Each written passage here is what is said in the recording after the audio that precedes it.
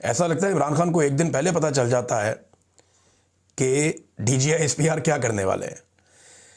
एक दिन इमरान खान ने इसी डीजीआई एसपीआर को एक बात कही थी, तहरीक इंसाफ ने उसको आज इस दिन की मुनासबत से एक मरतबा फिर लगाया दोबारा।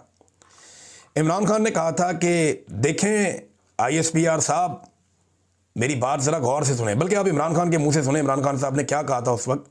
देखिए आईएसपीआर साहब, मेरी ज़रा गौर से बात सुन। आप जब पैदा भी नहीं ना हुए थे तब मैं अपने मुल्क को दुनिया में रिप्रेजेंट करता था। मैंने अपने मुल्क का दुनिया के अंदर सर ऊपर किया, इज्जत दिलवाई अपने मुल्क को। उठा के देख लें, आप भूल गए होंगे, आप पैदा नहीं हुए होंगे, ज़रा पता चलवा लें कि इमरान खान ने क्या पाकिस्तान की दुनिया में इज्जत ऊपर की या नीचे की। ये इमरान खान साहब ने डीजीआई एसपीआर को कहा था कि जनाब आप पैदा भी नहीं हुए थे तब मैंने पाकिस्तान का नाम रोशन किया था, मुझे आप ये ना बताएं।